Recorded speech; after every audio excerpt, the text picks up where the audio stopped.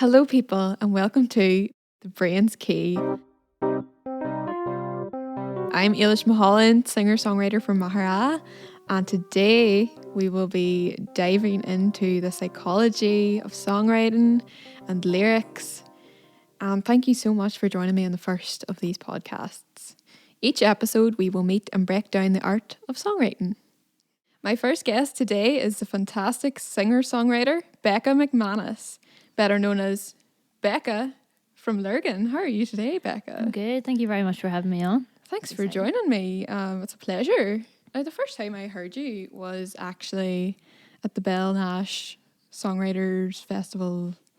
I think it was like 3-4 years ago now. Yeah, you were playing in the final. Yeah. Oh, God, I didn't even know you were there. That's crazy. I don't know. We didn't know each other. No, because the first time I met you after that was in Dawson's at the singer-songwriter competition. A few years later. Yeah.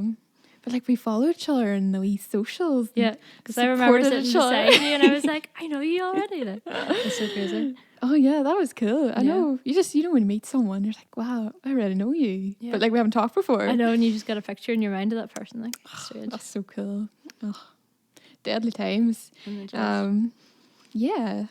And the Dawson's songwriting competition last December, was it? December past, yeah. Well, you came third, didn't you? Third. And have you made use of that lip pedal? You know what? I tried to take it out during lockdown and I spent about a day at it and was like, I'm going to throw this up the wall. I just can't master it at all. Like it's you so see people hard. doing it on stage and you're like, it looks so easy. Yeah. But it's not. It's hard to get like your foot. Yeah. Right. I don't believe anything that they're doing live is real anymore. I know. I really don't. Wizards. It's just sorcery, honest to God. Oh, so when did it all start for you? What made you start writing songs and playing music? And it's weird, like when I look back, I think even from when I was a kid, I was always writing something, like if it wasn't a story or if it wasn't a poem or it was like some kind of song. Yeah. But it wasn't until like I actually learned guitar that I want to learn how to write songs as well as this, because if I can just play an instrument, I can't really do much else with it. Do you know what I mean? That was sort of my logic back then. And then it was only about 5 years ago that I actually started writing songs properly, so it hasn't been that much, hasn't been that long. Oh, so. That's deadly. That's actually the same for me. All right. I played piano for years. Now when I picked up the guitar, I was like, right, songwriting time. You need to get stuck in. It's deadly. So who are your biggest influences? Growing up, it was always Muse. Like, I remember having the Black Holes and Revelations album on repeat. Like, I didn't have the CD and I had borrowed it off my cousin. Like once a month. Like, that was the deal we had. How times have changed. Literally, like, and I remember listening to it on repeat and always going, I want to have a song that sounds like that one day. Yeah. But like, so Muse are probably my biggest influence, and like Jeff Buckley. And at the minute, it's Phoebe Bridgers and Alanis Morissette. Like, they're just scary good. Lovely. Absolute goals. Yeah, Phoebe Bridgers really blowing up lately. Yeah, she's massive at the minute. Yeah. So, kind of folky stuff, do you like? Is it the songwriting? Yeah, like, I think with Phoebe Bridgers, it's her lyrics are just, like, you listen to her tracks and you're like, what are you talking about? You want to know more? You want to know more. Do you go away, you research it? Yeah, I definitely have. Like, I've went onto YouTube and I'm like, I really want to know what you're on about. But she's so cryptic, but it's all part of her, like, brand. Yeah. Do you know what I mean? I love that. So it's really cool. She's really cool.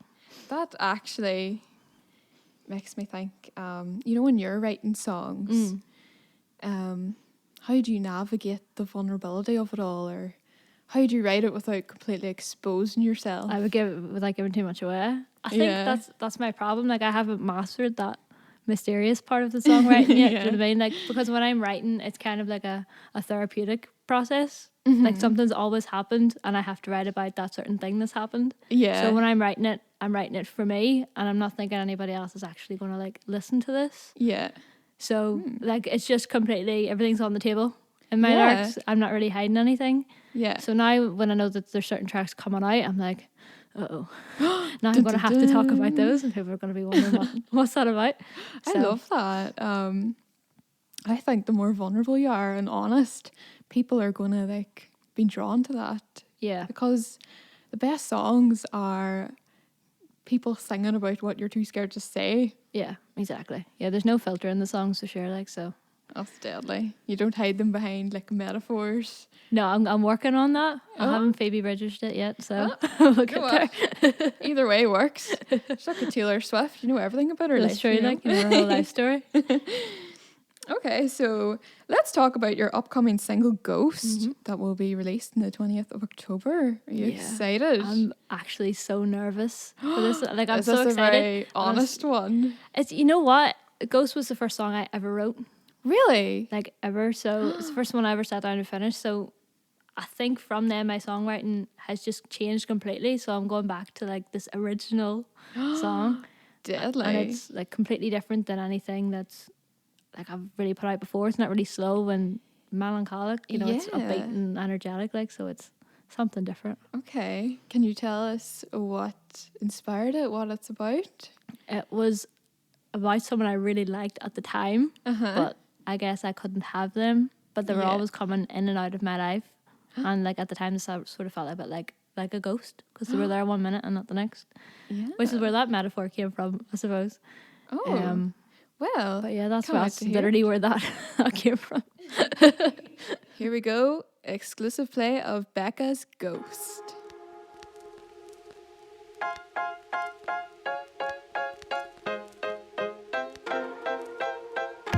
Can't sleep at night. I'm out of my mind. I know that you're haunting me. I try to run and hide, but I just can't get away from your eyes. They was for me. Each time that you walk away, I follow behind. Guess I was blinded by the light of your smile, boy. Don't think I didn't know with every passing mile that you don't cry for me. No tears for me. I know it's time for me to let go. It's just that I'm chasing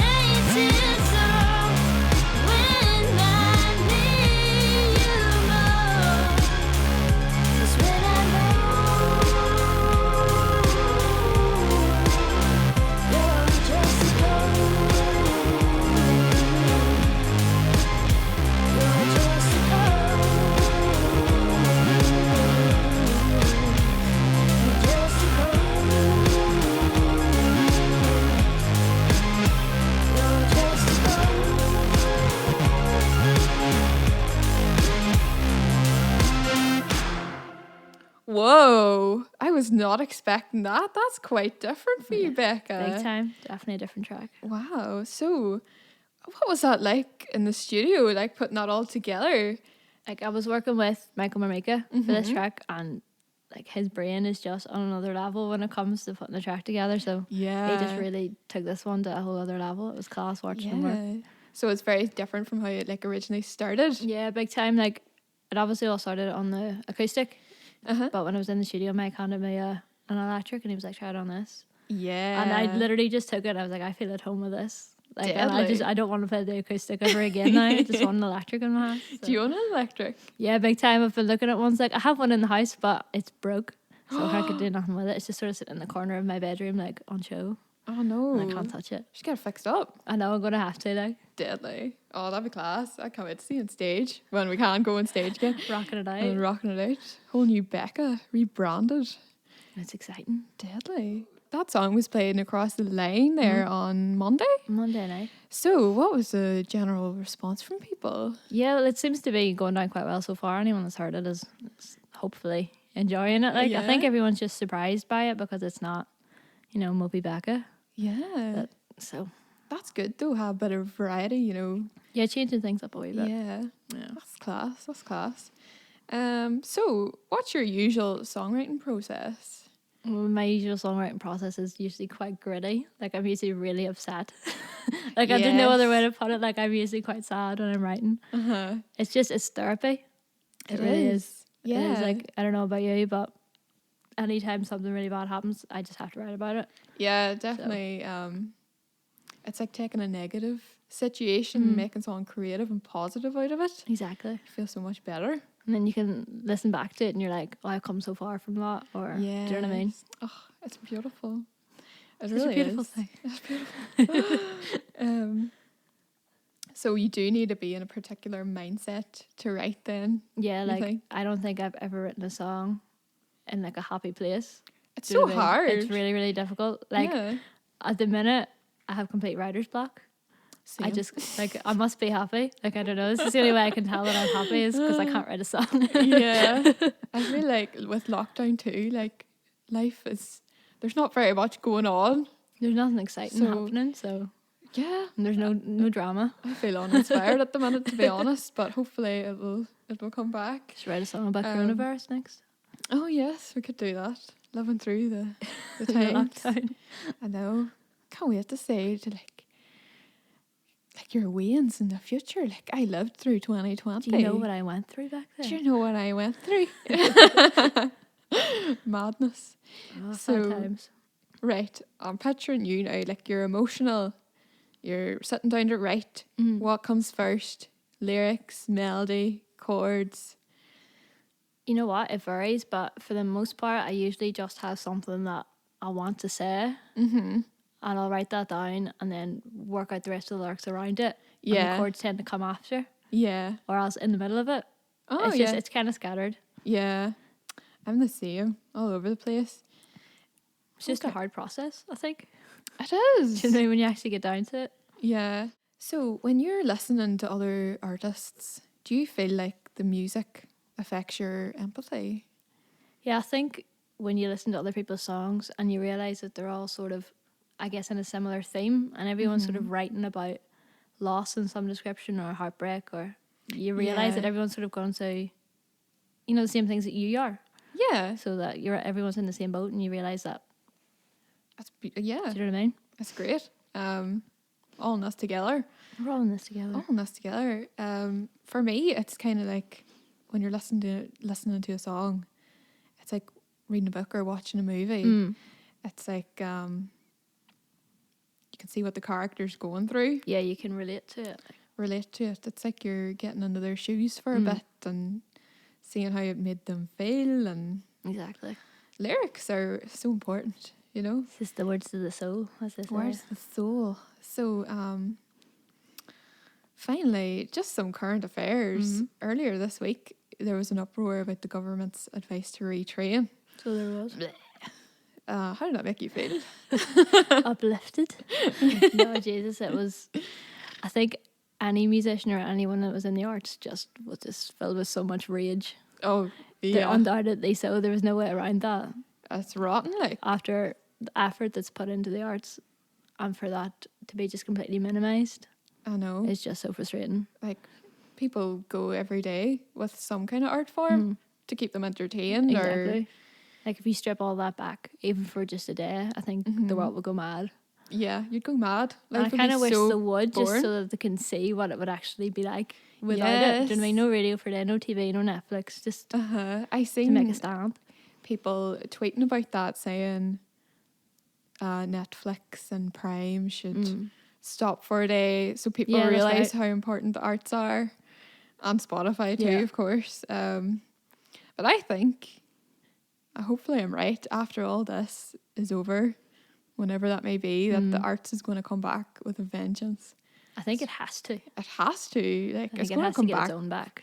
better than ever. Yeah, exactly. So yeah, I'm excited for the times ahead. Fingers crossed it goes back to some kind of normality. Yeah. I think we need it. Definitely. That's a wrap, folks. Thank you so much for listening to the first of my Brain's Key podcast.